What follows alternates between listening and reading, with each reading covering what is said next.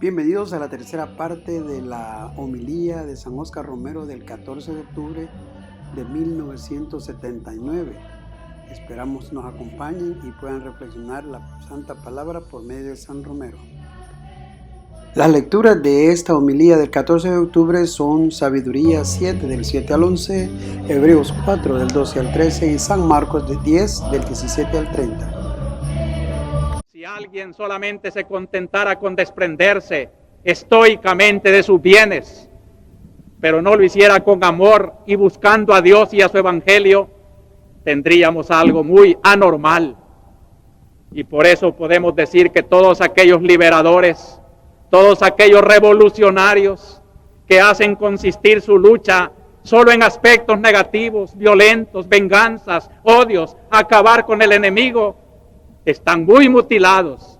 Lástima que tanta generosidad se desperdicie tan negativamente. Hubo una vez un comunista que se convirtió al cristianismo porque alguien le dio a leer el evangelio. Y después ya cristiano se convirtió en una preciosa oración, expresaba sus sentimientos. Señor, ya que te he conocido, te pido dos gracias. Una, que le des a la generosidad de mis antiguos camaradas este conocimiento de ti, y a los que ahora son mis compañeros cristianos, que les des la generosidad de mis camaradas. Es lástima que los cristianos, teniendo valores tan positivos, afirmaciones tan rotundas contra las esclavitudes, contra el mal de la tierra, seamos indolentes. No usemos el tesoro de este positivo valor de seguir a Cristo. Y es lástima que nuestros ateos, los revolucionarios sin Dios, sean más capaces de sacrificarse por sus causas que nosotros por la gran causa positiva de Cristo.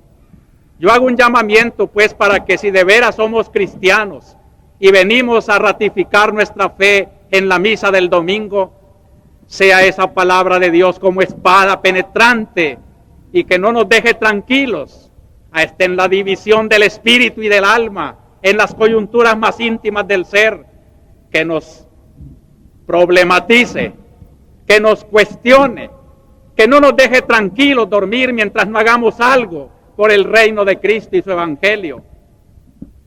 Con razón aquel joven tuvo miedo de seguir a Cristo.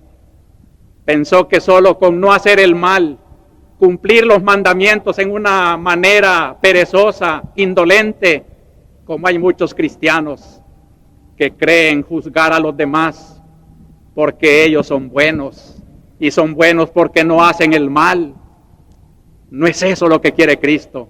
Por algo murió el Señor, por algo más positivo, y nos dejó la enseñanza de que no teniendo Él necesidad de sufrir, sufrió por nosotros, para que ya nosotros, dice San Pablo, no vivamos para nosotros, sino para aquel que murió por nosotros.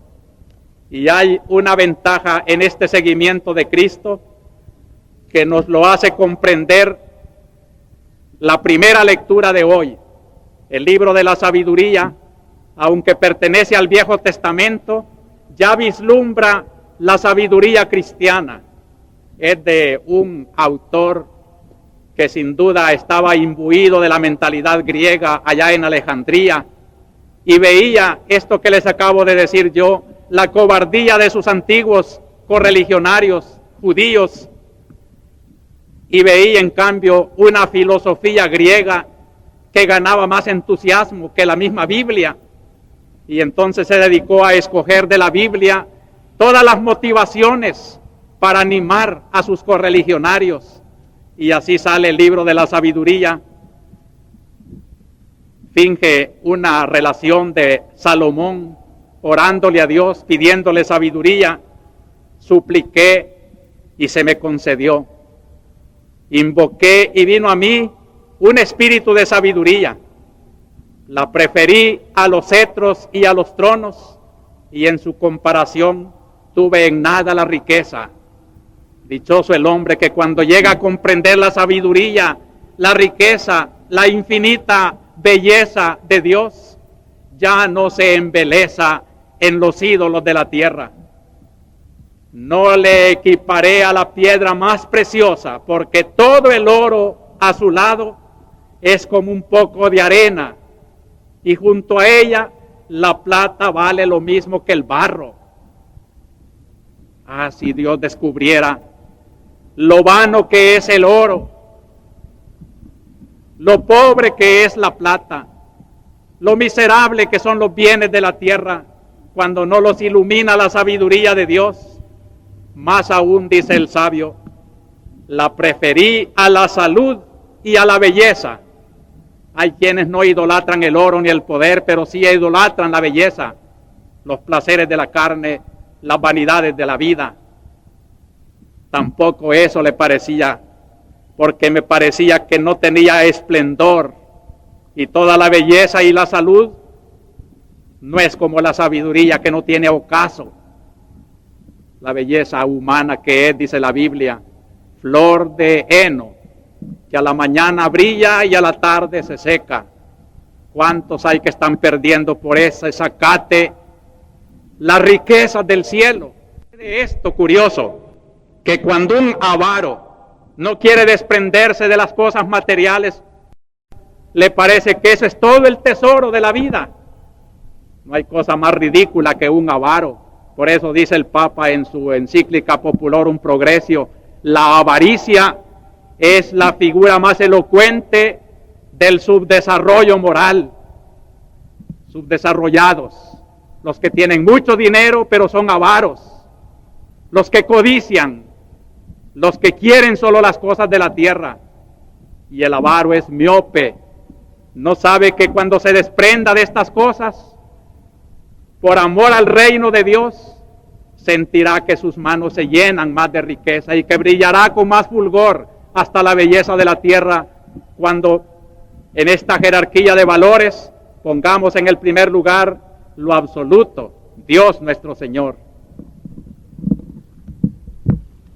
Queridos hermanos, estas son las tres condiciones para entrar en el reino de Dios. Yo quisiera que preguntáramos ahora, ¿cómo anda nuestra sociedad? ¿Y cómo anda nuestra comunidad iglesia? Principalmente esto, porque la palabra de Dios, el primer destinatario es la iglesia.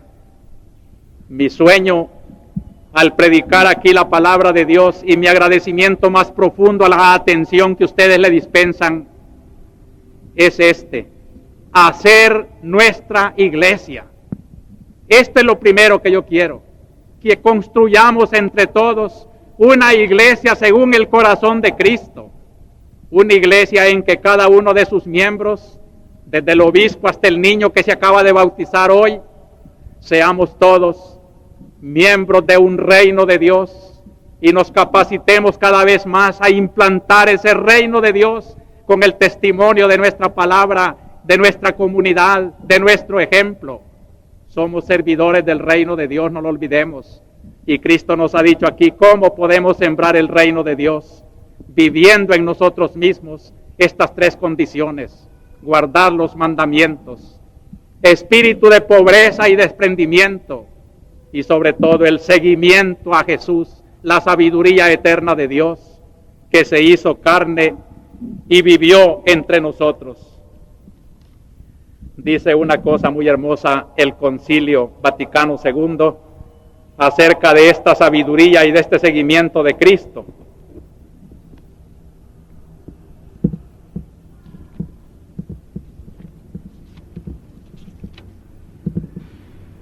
Tiene razón el hombre, participante de la luz de la inteligencia divina, cuando afirma que por virtud de su inteligencia es superior al universo material.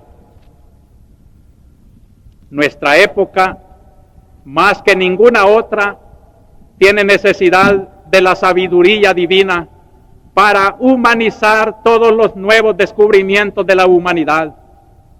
El destino futuro del mundo corre peligro si no se forman hombres más instruidos en esta sabiduría.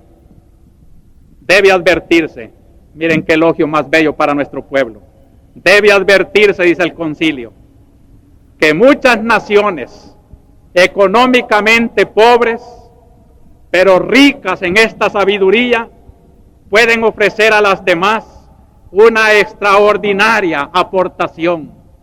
Esta es nuestra riqueza. Y lo digo con orgullo de que nuestra gente, humildes o de la ciudad o del campo, nos dan esta preciosa aportación de la sabiduría. Hablen ustedes con un campesino, con una viejecita del pueblo, con un joven o una joven de esos que, como el Evangelio de hoy, corren a encontrar a Cristo. Hay comunidades riquísimas donde, reflexionando uno con ellos, encuentra estos tesoros de sabiduría, de desprendimiento, de entrega a nuestro Señor Jesucristo. Pues si esta es la verdadera grandeza y riqueza de nuestro pueblo, pobre en lo económico, pero esta es la verdadera riqueza que nosotros podemos aportar al mundo actual. Hagámonos verdaderamente cristianos de sabiduría divina, buscando con amor la verdad, la bondad de Dios, dándole a nuestra vida un sentido no de conformismo.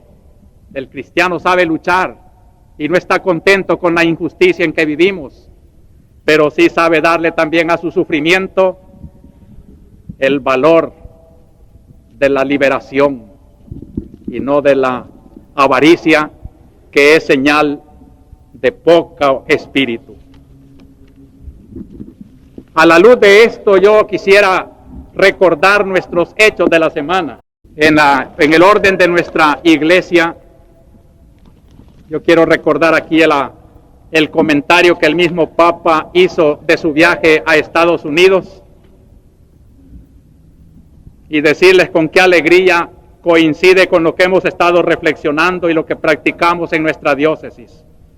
Dijo el Papa: ha sido un viaje de fe llevado a cabo solo para anunciar el Evangelio, para consolar a los afligidos.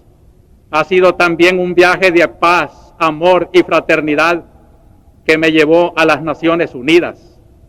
En todos los encuentros que tuve con las multitudes, fui intérprete de su anhelo de justicia y paz en nombre de los pobres, los que sufren, los oprimidos, los humildes y los niños. Desde esta comunidad, iglesia, que yo invito a que crezcamos en estas tres condiciones del reino de Dios, porque así nos haremos más capacitados para iluminar la realidad que nos circunda. Miremos esa realidad y de verdad con tristeza nos vamos a confirmar que está imperando en nuestro ambiente el misterio de iniquidad, pero que un cristianismo verdaderamente avasallador por su ejemplo será capaz de transformar este reino del pecado en nuestra patria en un reino de Dios. Ojalá sea pronto.